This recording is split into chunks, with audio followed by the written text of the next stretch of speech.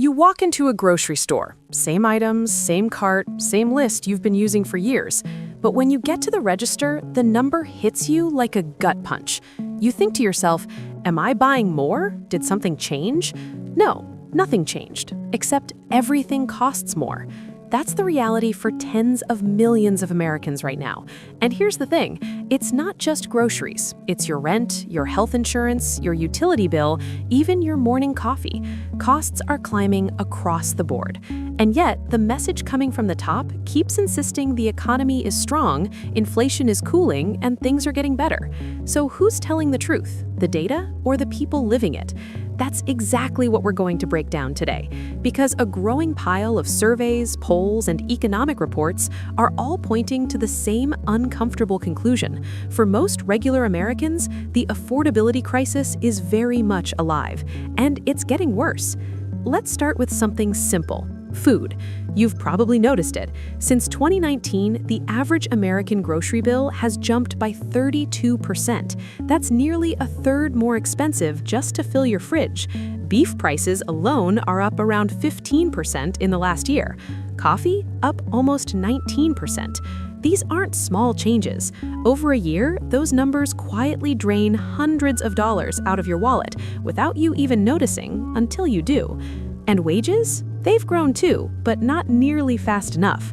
The average worker saw earnings grow about 29% since 2019. Sounds okay on paper, but it already trails grocery costs, and when you stack housing, healthcare, and utilities on top, the math stops working. In December 2025, the University of Michigan released their monthly consumer sentiment survey. It showed confidence in the economy had dropped 29% compared to the year before. That's not a small dip. That's a collapse in how people feel about their own financial future. And a Pew Research poll from January 2026 backed it up. 72% of Americans rated the economy as fair or poor. But what's really interesting is who's feeling it most. A major nationwide survey by the GQR Research Group and the Century Foundation found that 82% of Americans, including 71% of Republicans and 70% of Trump voters, believe the cost of living will keep rising over the next 2 years. Only 11% expect prices to fall. That's not a partisan divide. That's a near universal feeling shared across political lines. Now, if groceries are the punch in the gut, housing is the knockout blow. Here's a number that tells the whole story. To comfortably afford a typical home in America today, keeping your monthly payment below 30% of your income, you need to earn $121,400 a year. The average American earns about $84,000. That's a $37,000 gap between what you need and what most people make, and it's not getting smaller.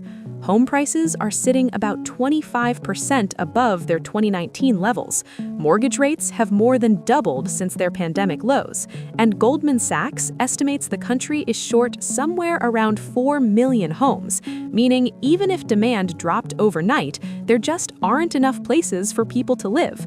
So what do people do?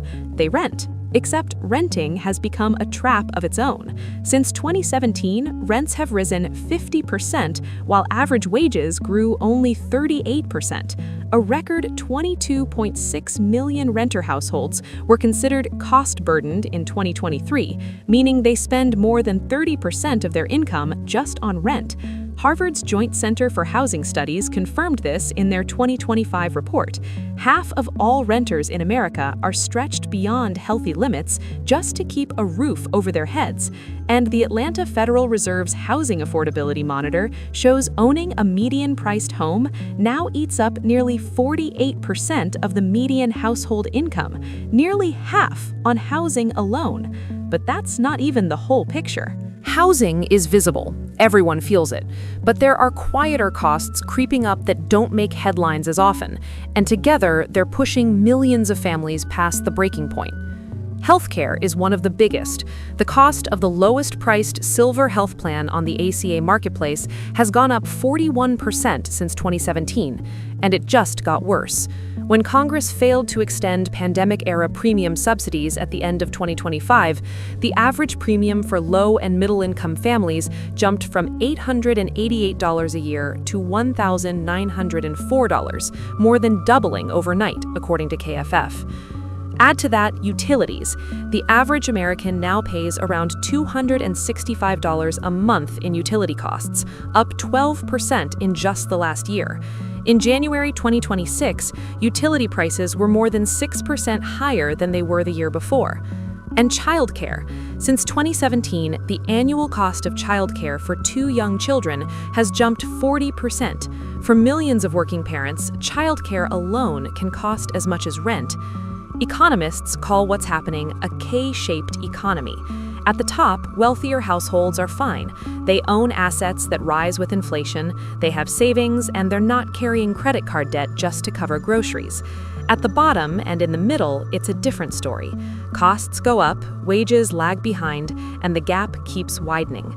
The statistics are striking, but sometimes a real story cuts deeper than any number. Take Jeremy Tolbert, a 47-year-old web developer in Lawrence, Kansas. His family's monthly health insurance premiums are about to jump 18%, bringing the total to $2,600 a month. His response? Everything is going up in price very quickly. Our food budget is going to go down. We're not talking about eating beans and rice. We're going from a comfortable middle-class lifestyle to eating how we did when we first got out of college. Or Janique Jones, a financial counselor in Pennsylvania's Lehigh Valley and a 3-time Trump voter. She described her grocery bill going from $150 a week to $250 a week. Her verdict on whether things have improved since the 2024 election was, "I feel like it's only gotten worse." Then there are John and Lisa Ronka, who own a small bike shop in Bethlehem, Pennsylvania. Supplier letters keep arriving, 10% price increase, then another one, then another. A chain that cost $35 a few months ago now runs $50. A mountain bike shock jumped from $75 to $120. It just keeps escalating, John said. These aren't outliers, they're snapshots of a much wider pattern, and the data backs them up completely. When income doesn't keep up with costs, something has to give. And for tens of millions of Americans, what gives is their financial safety net. By the end of 2025, total U.S. household debt climbed to $18.8 trillion, up 4% in a single year. Credit card debt alone hit a record $1.28 trillion, and the delinquency rate, people falling behind on payments, nearly doubled year over year, from 1.7% to 3.26% in Q4 2025.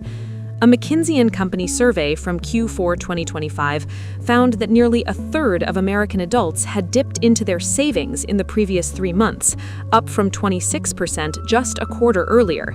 28% said they were leaning on credit cards more than before, not for luxury purchases, but for everyday basics.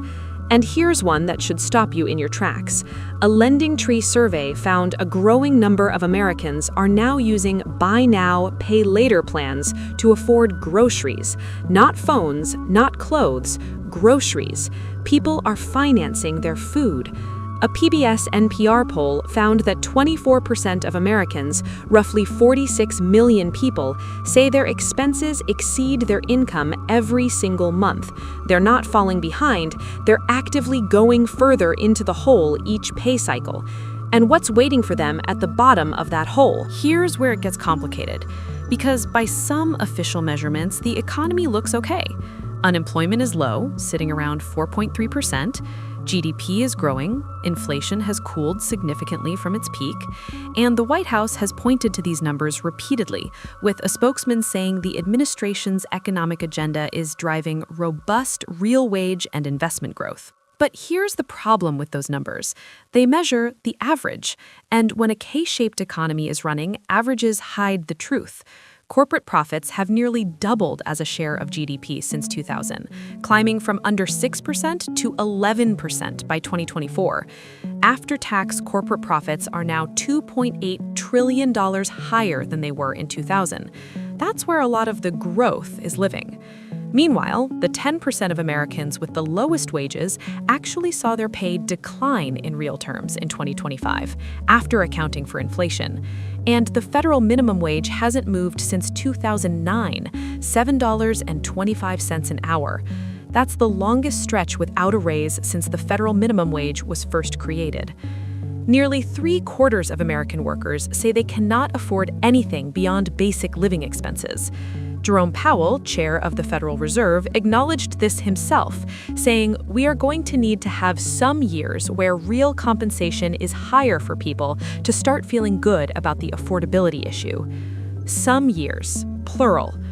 Now here are a few facts that didn't get much attention but probably should have. At the end of December 2025, the USDA quietly ended its 30-year annual survey on food insecurity. That's the main tool the government has used to measure hunger in America. It's now canceled, which means there will be no official federal measurement of food insecurity for 2025, the same year the largest cuts to food assistance programs in U.S. history were set to take effect. On that note, food insecurity has already been spiking. The rate hit 16% in November 2025, up from 12.7% at the start of the year. And nearly 1 in 8 households with children struggled to put food on the table in 2024, compared to just 1 in 8 in 2021. There's also this. A 2025 Stanford study found that 58% of childcare workers themselves experienced hunger in June of that year. The people taking care of your children can't always afford to eat. And tariffs, while their full economic impact is still being debated, are estimated to have already cost U.S. families over $1,700 each between February 2025 and January 2026. Economists at Goldman Sachs and other institutions expect the peak price impact won't even hit until early 2027. In other words, for many Americans, it may not yet be as expensive as it's going to be. So here's where we land. By some measures, jobs, GDP, headline inflation numbers, the economy is holding up. That's real. Those numbers aren't fake. But there's another set of numbers that's just as real. 72% of Americans saying the economy is fair or poor. Record credit card debt, food insecurity spiking, millions of families choosing between medication and groceries, a housing market that requires an income most people will never reach.